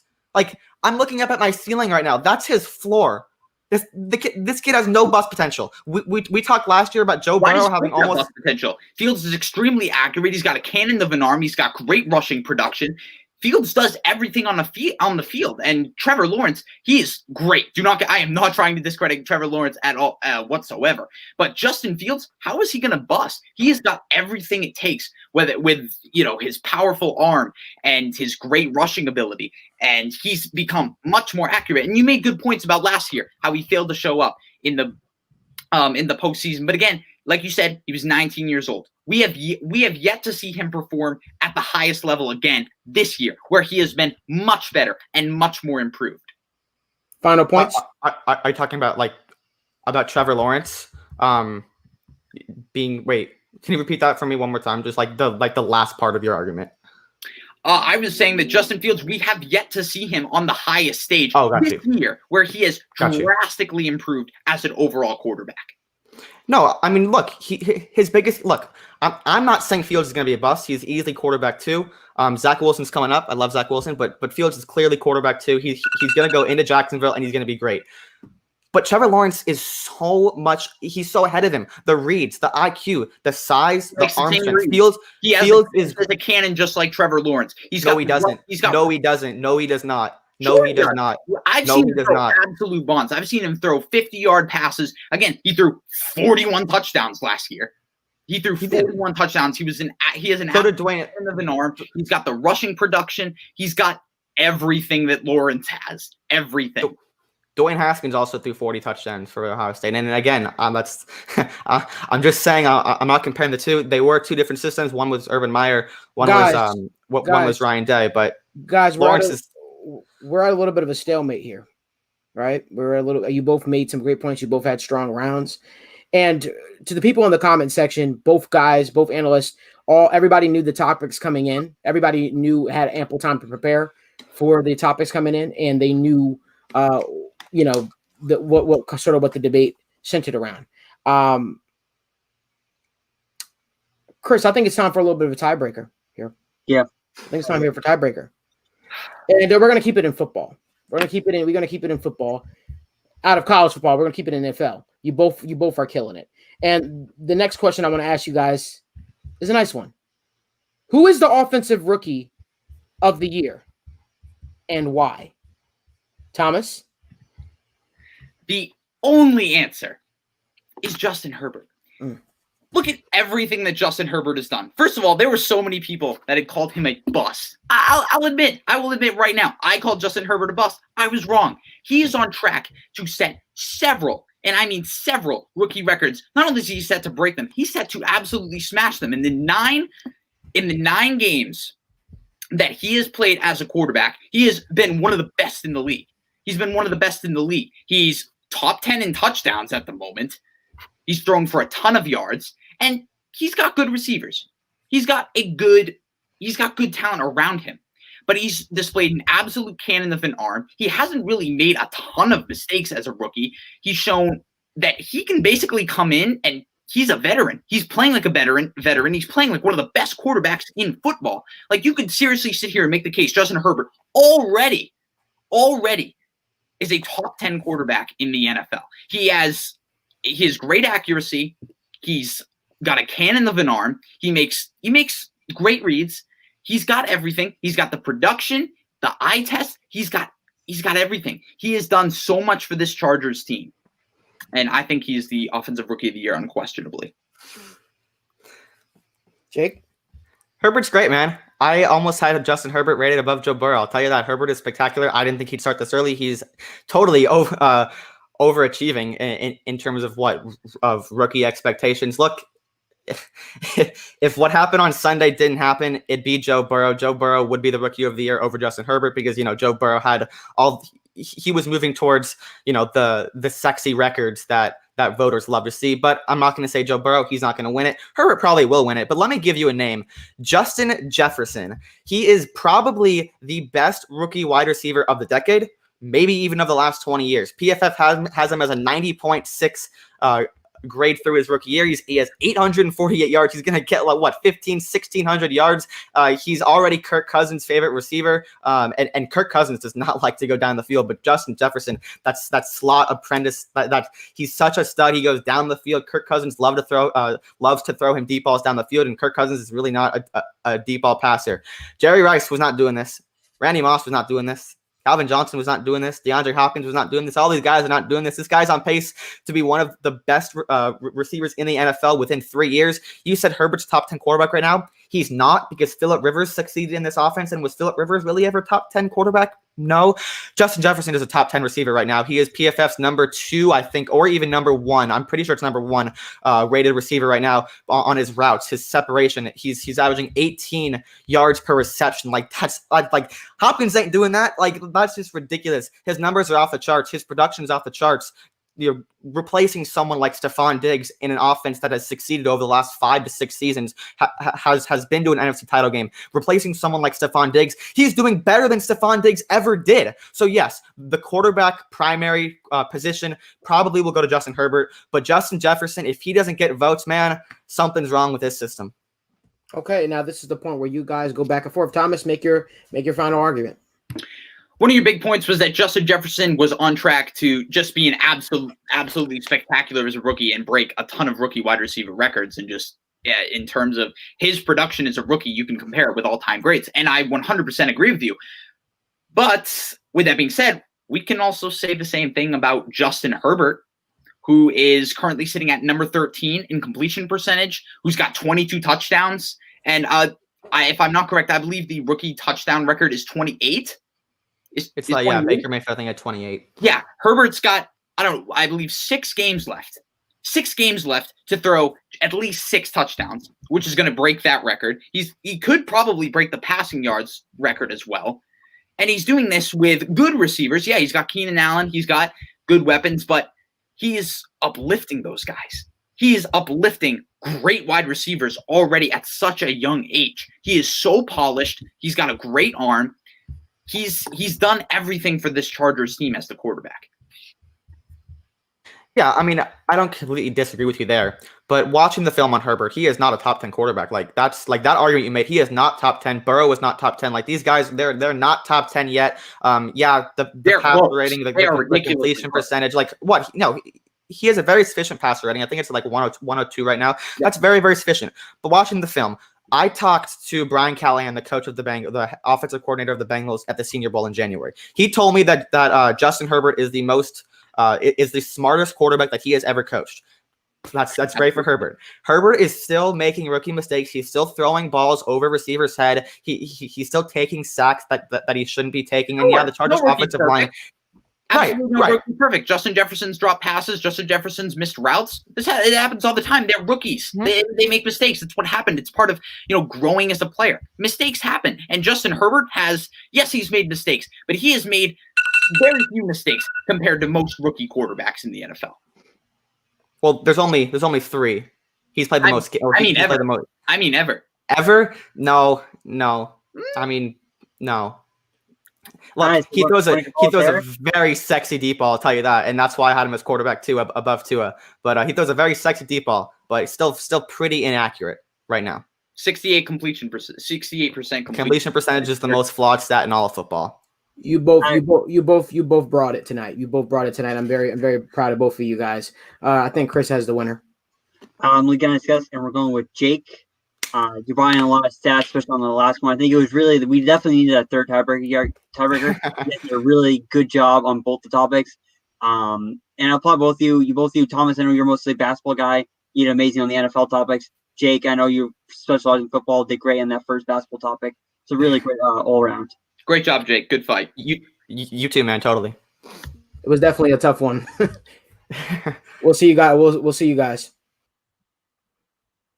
And now for the semifinal round, before we head to the championship, we've got Aiden Mayer versus Will Lachlan. How's it going, guys? What's up? Yeah, I'm doing great. This is gonna be awesome. Well, we're gonna start this thing off hot and heavy, guys. I'm gonna ask a simple question: Is the Warriors dynasty over? Tell me why. Tell me why it is. Tell me why it isn't. And I'm gonna let Will start this one off. The Warriors dynasty is unfortunately over, and it was great while it lasted. I'll admit, Warriors dynasty is extremely impressive. Kevin Durant joined the Warriors. Obviously, people had a lot of problems with that. But when we look at the Warriors from a franchise perspective, they did it the perfect way. They built through the draft, and then they got their free agents, and they won their championships. They won it in 2015, and then they lost to the Cleveland. I mean, they set the record, 73 wins, and then they won back-to-back championships after they got Kevin Durant. And then they went to 5 straight NBA finals, went through the West. They had an amazing run. It was a great dynasty.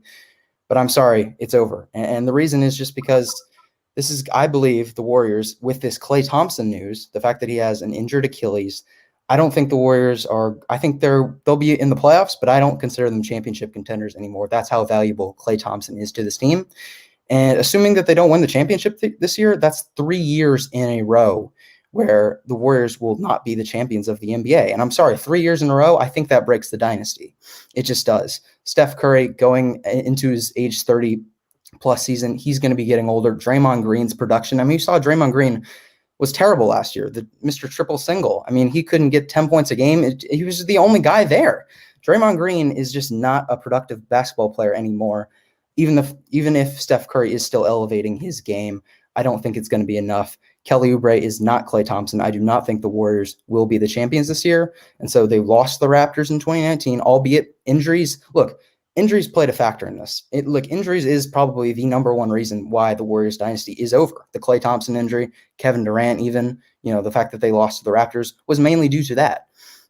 And then last year, obviously, with Steph Curry, Klay Thompson, and basically everyone getting injured, I think the Warriors dynasty is over, but I think it's over because of injuries. Thanks, Will. Aiden?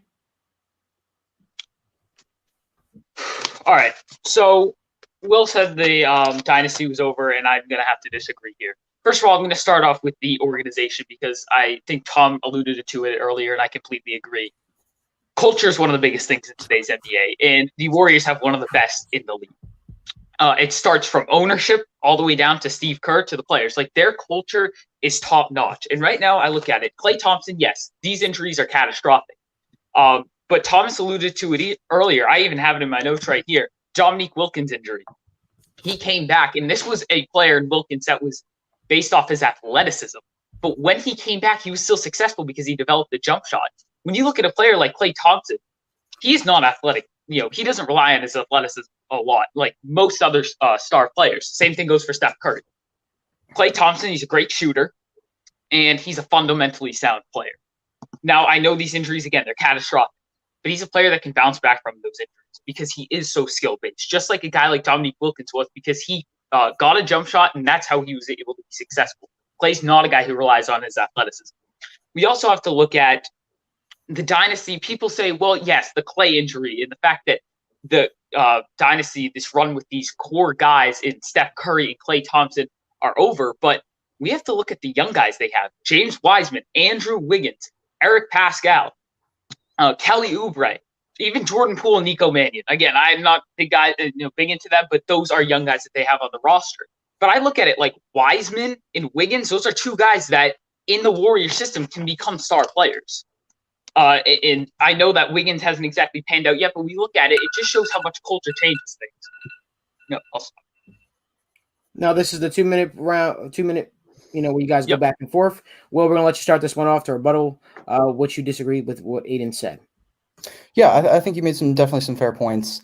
My main rebuttal is just that, look, with their core, you mentioned the Dominique Wilkins injury, but that's just one player. And Klay Thompson, well, yes, his game is primarily he's a 3-and-D, but I mean he's so great. I mean he's an all-time great shooter and he's great at defense. But historically, when players come off of Achilles injuries, their defense actually loses. I mean, they get worse defensively, and Klay's defense is a huge part of his game. I don't see Klay being that lockdown perimeter defender, especially after going 2 full years without playing a basketball game. I think that will matter. I think it's going to take a long time for Klay Thompson to kind of get his legs back under him when he does return. And Steph Curry, Draymond Green, they're going to be over 30 years old. And with the James Wiseman point, I hear you, but James Wiseman wasn't even a prospect that you were even that high on. You're absolutely correct. But this is what I'm going to say to that, just for a rebuttal. I know, like Thomas, he wasn't high on James Wiseman either, but we shared the same thoughts as he's in a great culture now. I said the same thing with Isaac Okoro. That's a guy who I had busting, but I said if he goes to an organization like the Warriors or the Spurs or a place with a great culture, he's going to be a great player. And that's the case with James Wiseman. You're absolutely right. I was not high on James Wiseman. But he's in Golden State now. They can develop it. Like, one of the biggest things, like James Wiseman, if he can develop a jump shot, he can become a star player. He's in Golden State. He has Steve Kerr as his head coach, and he's playing with, I know Klay's hurt, but Klay Thompson and Steph Curry, those are 3 of the greatest shooters of all time. And he's in a great culture that's going to force him to work hard. He can develop it. If he develops a jump shot, he has star potential. I get that he's a center. I get that. But you also still have Steph Curry. And I know that you're saying he's in his 30s, but he is so good at shooting, and he's so skill-based that he's going to be able to be an all-star caliber player for years to come. And I know Klay Thompson, again, you said the injuries, like defense was a huge thing. But his three-point shot, I don't see how that gets worse with this injury. And despite these 2 injuries, you're right, the defense is going to get worse. But is he going to be like a negative defender? Look, Aiden, here's my main point. I don't think he's going to be a negative defender, and culture matters, but I don't think it's enough, especially when there's so much young talent. But look at Andrew Wiggins. Look at Andrew Wiggins. He spent years in Minnesota, never reached his potential. Then he comes to Golden State. He comes to Golden State and plays the best defense of his career. I'm sorry, who? All right, guys. So the same way we let those guys have 2 rounds. That just it got crazy. We couldn't really decide. We're gonna let you guys get 1 more round as well. The next question I've got for you guys is, which young quarterback would you pick as the future of your team, not named Patrick Mahomes, and why? I'm going to let Aiden start this one off. All right. For me, I've got to go with Deshaun Watson here. Joe Burrow would have been my answer if you asked me a week ago, but Deshaun Watson and him were neck and neck. So with this ACL and MCL tear, I've just got to give the edge to Deshaun Watson now. Watson is in a terrible situation. He is. He's in a terrible, terrible situation. And he has his receiving core is probably the best thing he has there. They're mediocre. He has a poor run game, poor offensive line, poor head coach, and one of the worst defenses in football. Texans have allowed the 2nd most yards per game in the league this season. Despite that, Deshaun Watson's putting up MVP numbers, and people can say, well, empty stats. Well, the only reason they have won 3 games so far is because of Deshaun Watson. Take last game, for example, against my New England Patriots. They play their game plan was solely based on Deshaun Watson. It was just all on Deshaun Watson, on his shoulders, and he showed up with literally like everything against him. He's facing Bill Belichick. I know there's not a lot of talent there, but everything was on his shoulders to carry this poor team. Like, this is a poor Texans team. And Deshaun Watson, we've seen him when he has DeAndre Hopkins and when he actually has a competent, some talents around him. Not even a lot, some talent around him. He can take your team to the playoffs, and this is at a very young age. Deshaun Watson is your prototypical quarterback. He's a dual threat. He's an improviser. He can get out of the pocket and make throws. He can run with the football.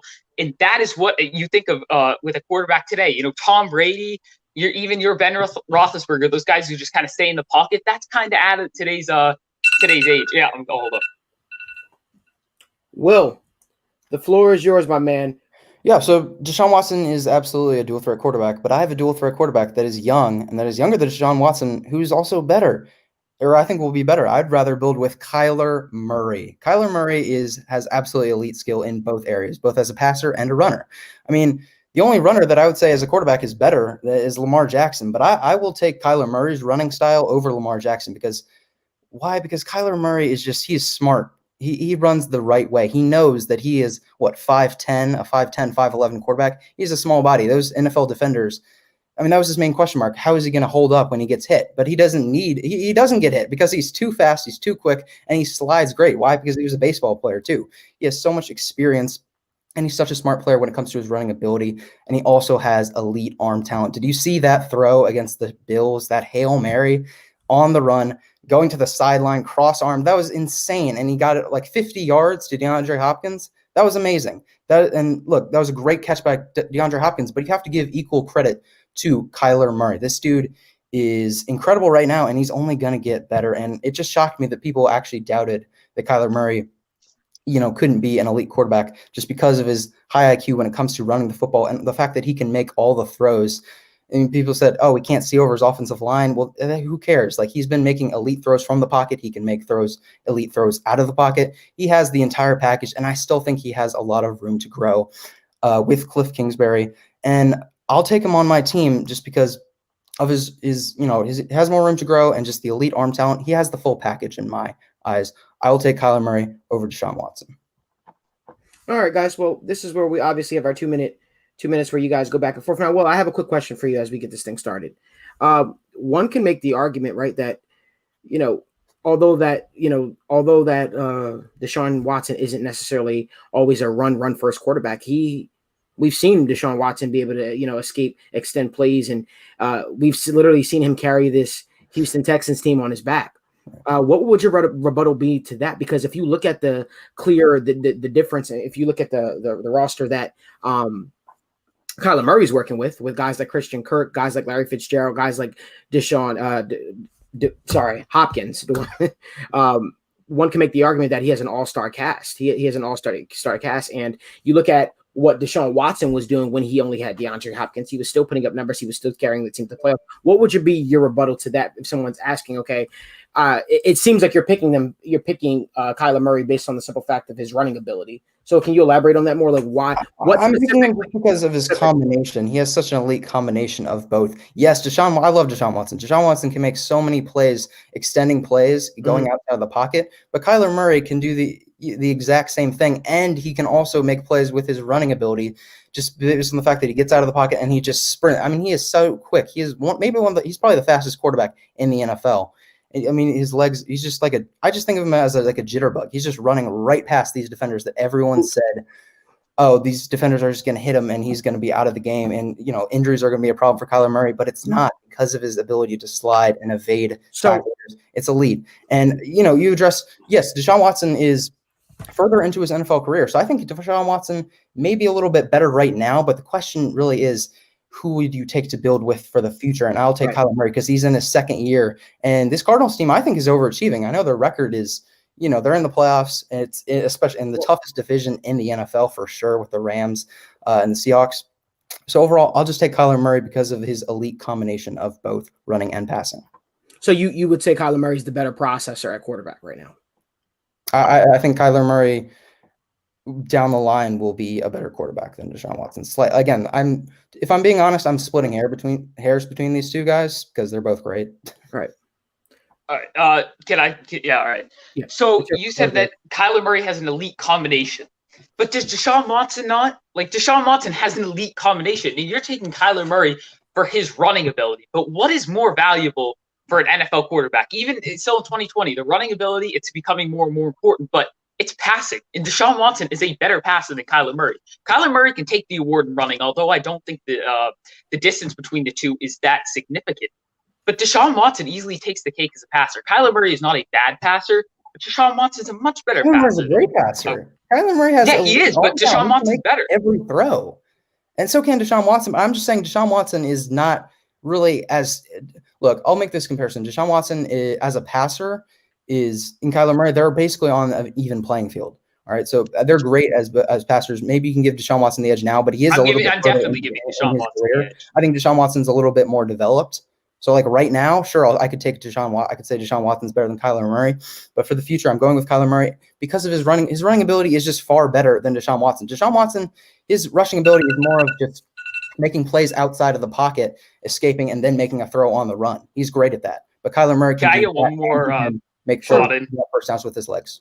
All right. So again, like, if you're gonna say that Kyler Murray is on a different level than Deshaun Watson as a runner, Deshaun Watson is on a different level than Kyler Murray as a passer. You also have to keep in mind, like, the systems they are in right now. Kyler Murray is a better head coach. He has a better running attack. He has a better offensive line, although it's not spectacular. It's better. He has a better receiving core, and although the defense still isn't phenomenal, it's better than what the Texans have, because the Texans have arguably the worst defense in the NFL this season. I'm not. And again, you keep alluding to the running ability and how you say Kyler Murray's on a different level as a runner than Deshaun Watson, but then you're saying that they're on the same level as a passer, and that's just not true. I think it is from a skill perspective. Chris? So Malik got to discuss, and we're going to give this one to Aiden. He is going to move to the finals. The one thing that hurt Will is that you didn't fully commit to that Kyler Murray argument. I think you gave some leeway to Aiden's argument instead of boasting your own. I think when you debate, you definitely want to boast your own argument and go full on that. I don't think you want to try to, like, admit that you could be wrong down the line or anything like that. Well, I'll even go a little bit more in depth. You both make amazing cases. You both made amazing cases, right? I mean, if we look at it right now, one can make the argument that right now, in terms of a processing standpoint, Deshaun Watson is a better processor. He's the better pocket passer than Kyler Murray. Kyler Murray, if you look at the situation that he's in right now, in Arizona, he has the perfect situation with Cliff Kingsbury as a coach. He has the receivers to throw to. But Will, you made a very interesting argument. You said when Kyler Murray, gets older, he'll be able to process a little bit faster. He'll be able to make, be on the same par level as Deshaun Watson is on right now. But then that brings the next question, right? The physical skills as you get older diminish, right? So the ability to escape the pocket and be elusive and do all the crazy things that we see Michael Vick do in his heyday, right? Father Time waits for nobody, so it eventually catches up to somebody. So I think where we'll see Kyler Murray, advance, we'll also see a drop off in athleticism as he gets older, because it just happens with quarterbacks. With that being said, Aiden, you move on to the next round. Will, damn good job, man. Yeah, well, you did a great job. Great debate. Both made great arguments. So Aiden, stay on. We'll be talking to you. For the next one, we're going to bring on Jake. This is the championship. Who would have thought that this would have been the championship? Guys, we're actually going to leave this to one question. We're going to leave this to one question and one question only. Okay? And that question is going to be, who is the NFL MVP? That's going to be a question, and why. You elaborate and you tell us why you have whoever you have as the NFL MVP. And yeah, it's been a great battle here tonight. It's been an absolute amazing battle. A lot of arguments, a lot of great arguments made on both sides. But I don't know who to let start first. But how about this? We do a rock paper scissors shoot really quickly. All right. Jake, you're muted. You're muted right now. If he wants to go first, he can go first. Okay. Go ahead if you want. I don't care. Malik, on the fly, you want to add some more time? Huh? If you want to go first, you can go first. You want a little more time? Yeah, we'll add more time. Yeah. So we'll let you go first, Aiden. I guess we'll let you go first if that's what he's saying. Aiden, you're going to get 2 minutes to make your case. All right. So for NFL MVP here, I'm going to go with Russell Wilson. Despite his recent, I guess you could say, struggles in these past couple weeks, you still have to go with the outlook of the whole season. His team has a 7-3 record in the NFC West. He has the worst defense in football, going off of yards and points per game. They're bottom 5 in the league. His offensive line is awful. Just to go off that, he has their offensive line has allowed a 27.4% pressure rate, which is second most in the NFL, only behind the New York Giants. When we look at, again, completion percentage, I know it's a flawed stat, but I'm going to go deeper here. 79.3% of his throws are on target. That's second in the NFL. That's going deeper than completion percentage. And his bad throw percentage is 14.7. That's the 12th lowest in the NFL. So that's pretty good too. And I know the completion percentage, that is a flawed stat. So that's why I just want to bring that up. 30 touchdown passes and 8.3% TD percentage both lead the NFL currently. And his 2,986 passing yards are second in the NFL. Listen, Russell Wilson right now, he's going out there with a solid squad, but it's nothing spectacular. I don't know who you're going to go with, so I'm going to kind of, I'll base the rest of my argument off whoever you pick. But Russell Wilson right now, he is playing at an MVP caliber level with a fairly mediocre squad. Like, he's rolling out with, again, a terrible defense, terrible offensive line, average head coach in Pete Carroll, and an average, I'll give him solid receiving core. DK Metcalf, Tyler Lockett. You can't really complain with that, but I'm going to see what Jake has to say here. Mediocre squad. What mediocre squad? Yeah, their offensive line's crap. Their defense is at not a great pace. Atrocious. It's atrocious. Sure, it's atrocious, but save the fact from 4 games last year, the Kansas City Chiefs defense is pretty much just as bad. Like, that's a bottom third defense. You're gonna give Patrick Mahomes $500 million. You can't keep everybody on that defense. And this defense this year, allowing 31 points to the Raiders, like, come on. Anyways, it's Patrick Mahomes for me. As many turnover-worthy plays as he has made this year, there's been quite a few of them, Patrick. But like every year, Patrick Mahomes is the most valuable player in the National Football League. You might as well just rename the award the Patrick Mahomes Award, and then whoever finishes second, that's the MVP. Because if you want to talk about value, this guy means to Kansas City, and not even just the team, but the city. I live an hour and a half away, and everybody is wearing Mahomes jerseys. All these Mahomies. Patrick Mahomes is the absolute guy in Kansas City. He changed everything there. They gave him $500 million. But the stats this year, Russell Wilson's thrown 10 interceptions. 30 touchdowns is great, but like, you talk about the mediocre squad, he has probably a top 3 wide receiver duo, maybe even second or maybe even first, because everyone loves DK Metcalf for whatever reason. I think he's a glorified tight end, but anyways, Tyler Lockett is absolutely sensational. Russell Wilson and Tyler Lockett's duo is probably the most efficient in all of football. So I don't know what mediocre squad you're talking about. They're getting production from their left tackle, Dwayne Brown, who's been on and off the field over the last couple of years. But Patrick Mahomes threw 50 touchdowns in 2018, and then he improved the next year on his touchdown to interception ratio.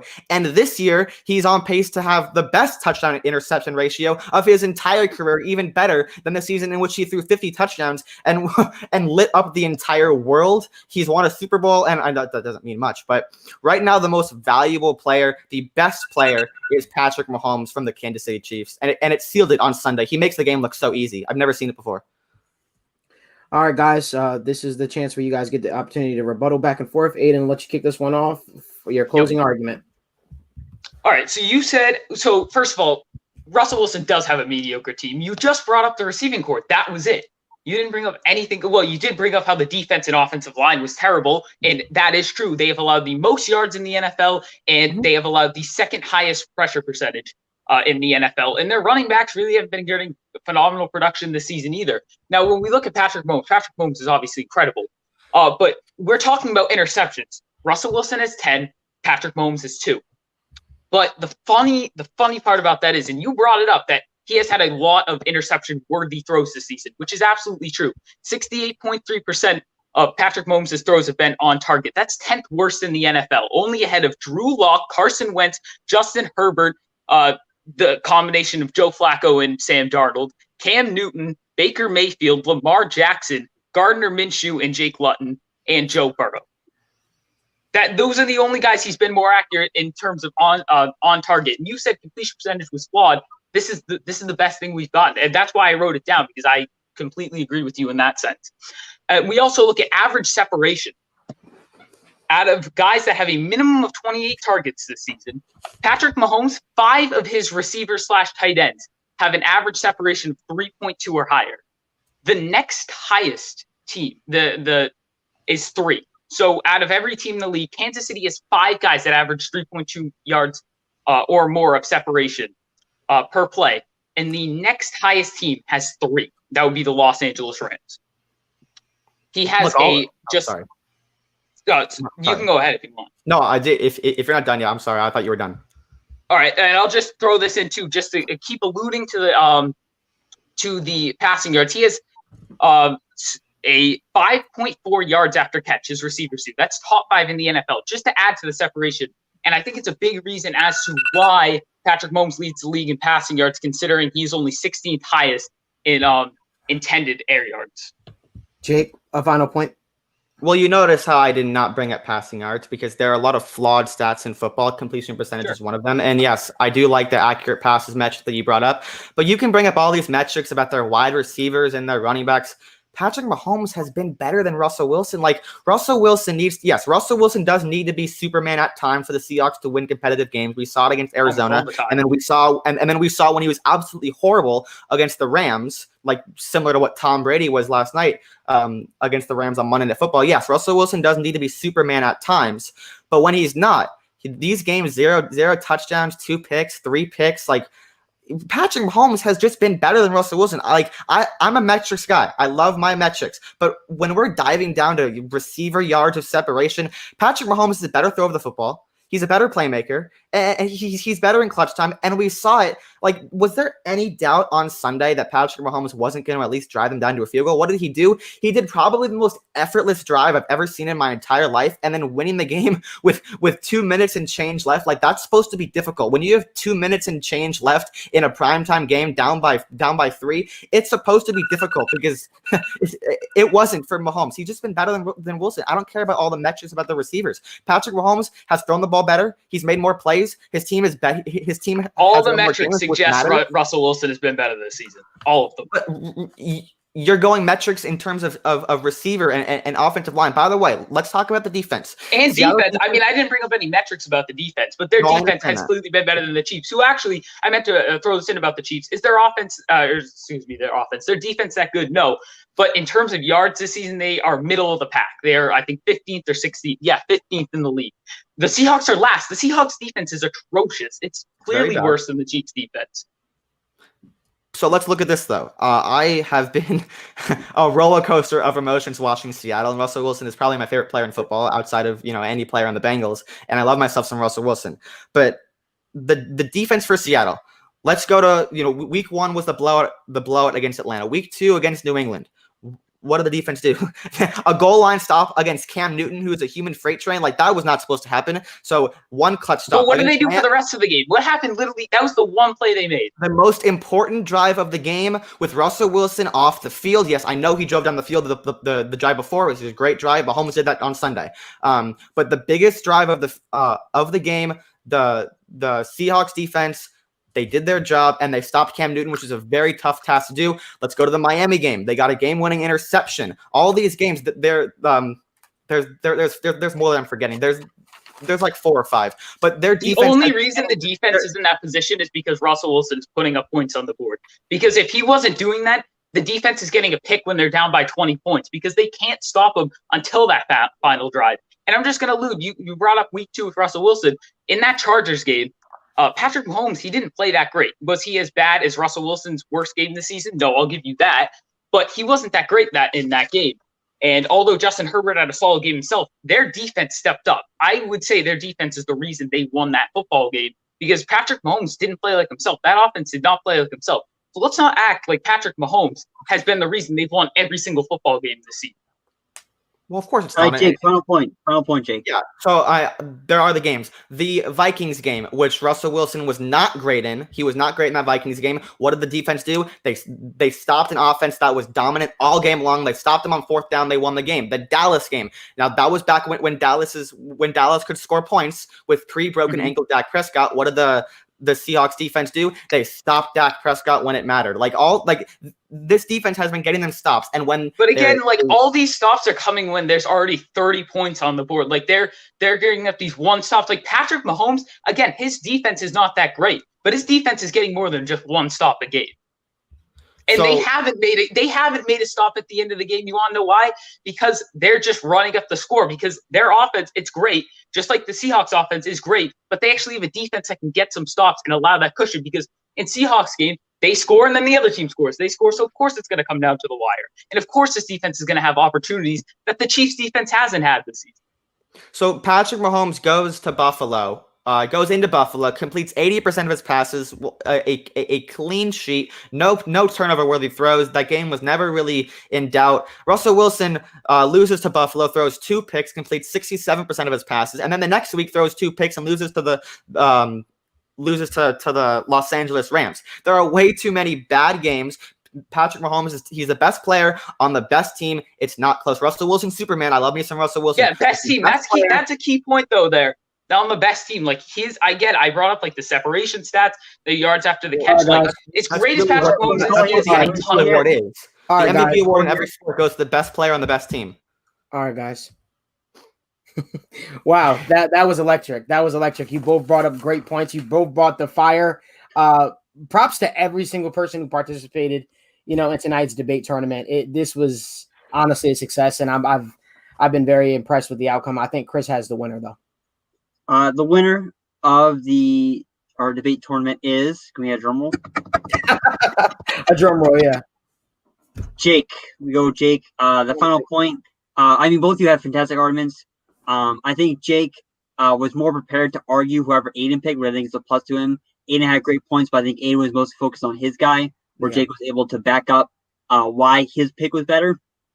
And to your point, Aiden, you made a solid argument. You made a really solid argument for Russell Wilson. Had it not been for the debacle these past few weeks, where we've just seen Russell Wilson become undone, I definitely think you would have had a much stronger argument. But you can only argue who's the closest person next to him, right? And the closest person next to him was Russell Wilson.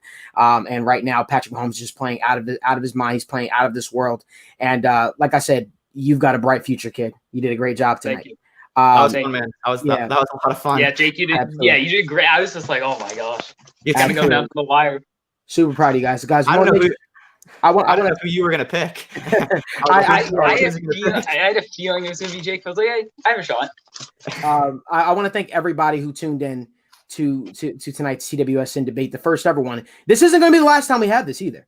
This will keep happening. Next week, Tuesday, as you guys know, the Right Way podcast will return. We got to get a lot of these guys back on the show very, very soon. But I look forward to the next TWSN debate. Thank you guys to all of our analysts who participated. You all, made this worthwhile. You all had great points and great arguments, so many different topics to choose from. And like I said, the talent that we have here at TWSN, it really made me proud because it really showed forth here tonight. But I want to thank you guys for tuning into the show. Make sure you guys follow these guys on social media, Jake Circus on Twitter. I think Aiden Meyer as well, on Twitter as well. These guys, you guys brought it tonight, man. You should be really proud of yourself. So with that being said, guys, I want to thank you guys for tuning into the Right Way podcast. And as always, the show will go, the rest. We'll see you next week.